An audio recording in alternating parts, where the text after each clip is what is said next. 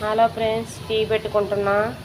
కొంచెం వాటర్ వేసి మరిగించి దాంట్లో టీ పౌడరు, షుగరు, యాలకులు, కొంచెం అల్లం వేసాను. అల్లం వేస్తే వేడి, అందుకోసమే మరిగిని. ఇప్పుడు పాలు పోసుకున్నాం. ఇదిగో ఆరోగ్య పాలు.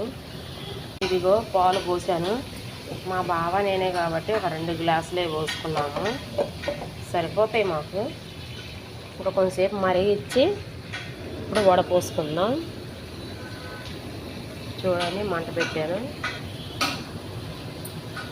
సాంబారు చేస్తున్నాము. పక్కన ముక్కలు చూడండి, ఉల్లిపాయలు వేగిన తర్వాత ఉల్లిపాయలు, పచ్చిమిర్చి అన్నీ వేయాలి బాగా.